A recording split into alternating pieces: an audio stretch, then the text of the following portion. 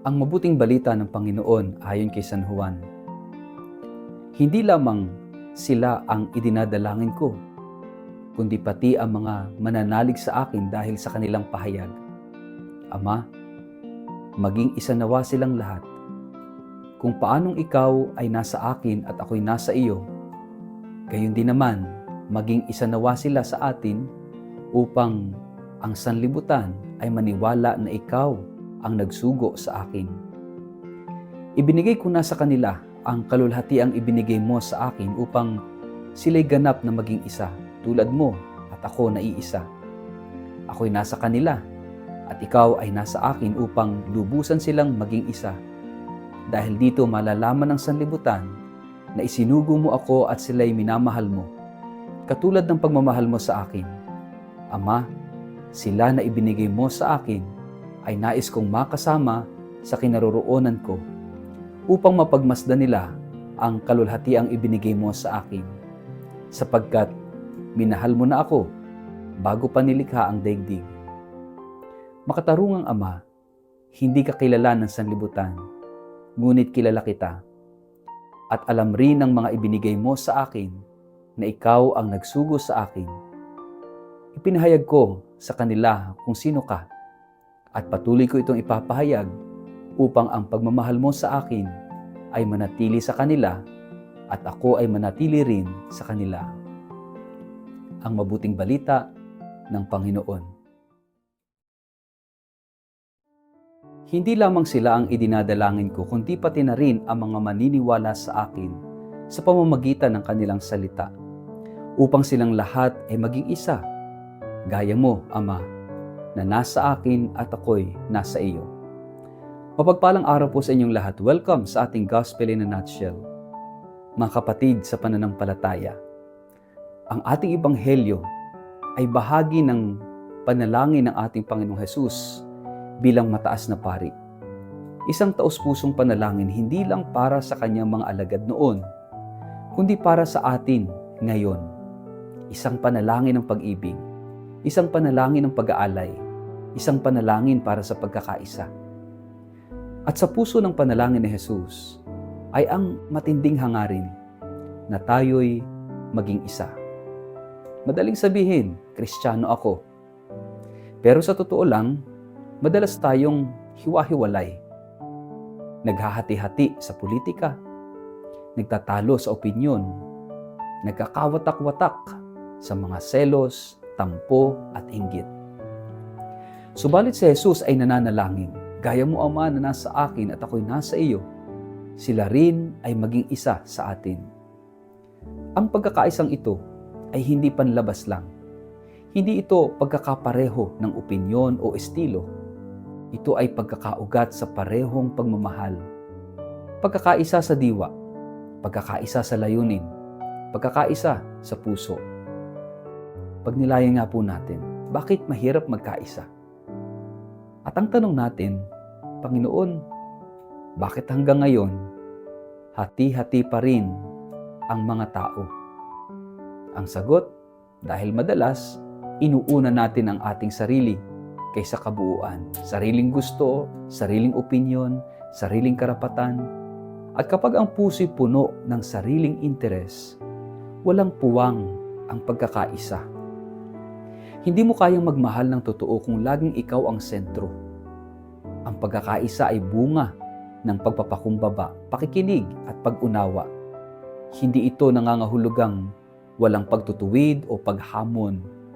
Ang tunay na pagkakaisa ay hindi katahimikan sa gitna ng mali, kundi pakikiisa sa layunin ng Diyos. Ayon kay Jesus, maging isa sila upang ang mundo'y maniwala na ikaw ang nagsugo sa akin.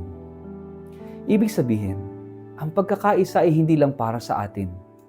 Ito'y patotoo sa mundo. Kapag ang simbahan ay nagkakawatak-watak, nawawala ang bisa ng ating pangaral.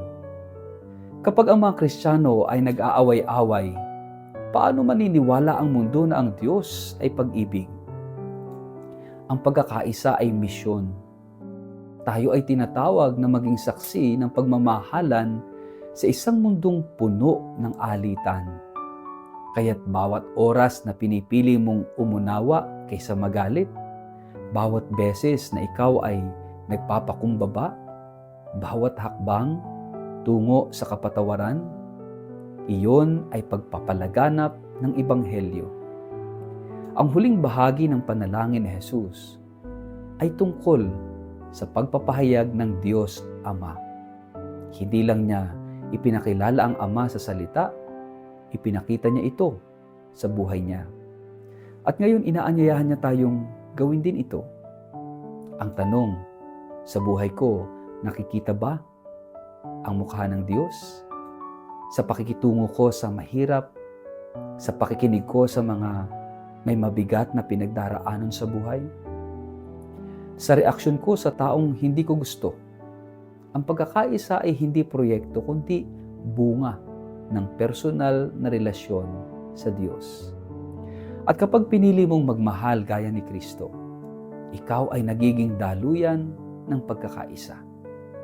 Sama-sama nating pagnilayan. Ako ba ay tunay na kasangkot sa panalangin ni Jesus na tayo ay maging isa? O ako ba ay nakakadagdag sa pagkakawatak-watak sa aking pamilya, simbahan o komunidad? Paano ako magiging mas tapat na saksi ng pag-ibig ng Diyos sa aking araw-araw na pakikitungo sa kapwa? Manalangin po tayo. Sa ngalan ng Ama at ng Anak at ng Espiritu Santo. Amen. Panginoong Jesus, salamat sa iyong panalangin para sa amin. Sa gitna ng pagkakawatak-watak, ipinagdasal mo ang aming pagkakaisa. Turuan mo kaming hindi unahin ang aming sarili, kundi ang layunin mong pag-isahin ang iyong bayan. Punuin mo kami ng iyong espiritu, espiritu ng kapakumbabaan, ng pakikinig at ng malasakit. Sa bawat salita, kilos at pasya namin, naway maisabuhay namin ang iyong pag-ibig at magdala ng pagkakaisa kung saan may lamat, ng liwanag kung saan may hidwaan, at ng kapayapaan kung saan may layo. Amen. Pagpalain po kayo at ingatan ng makapangyarihang Diyos, Ama at Anak at Espiritu Santo. Amen.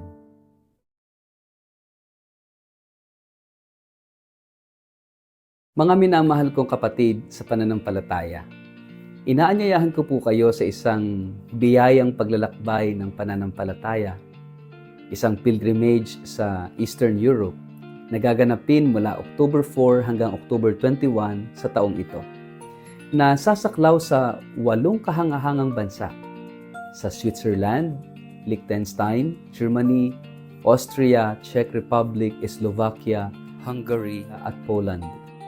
Ang tampok ng banal na paglalakbay na ito ay ang ating debosyon sa Divine Mercy o Banal na Awa, isang tema na napapanahon sa atin ngayon sa panahon ng pagsubok at pananabik sa pag-asa. Gaya ng sinabi ng ating yumaong Santo Papa Francisco, the mercy of God is the sure source of our hope.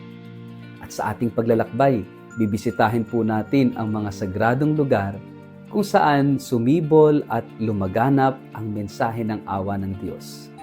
Bibigyan din natin ang Poland, ang bansang sinilangan ni Saint Faustina Kowalska at Saint John Paul II, mga tagapagdala ng mensahe ng banal na awa sa buong mundo.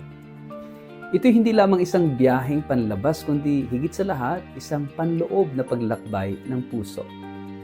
Isang pagkakataong mapalalim ang ating pananampalataya.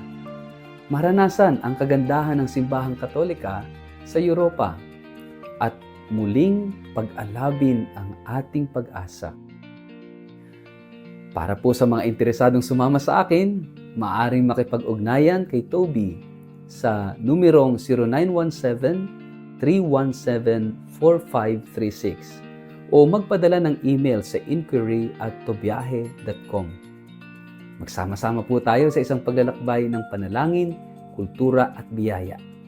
Huwag palampasin ang pagkakataong ito na muling matuklasan ang Diyos na buhay, maawain at laging nag-aanyaya. Halina po kayo, maglakbay tayo kasama ang banal na awa, patungo sa mas matibay na pag-asa.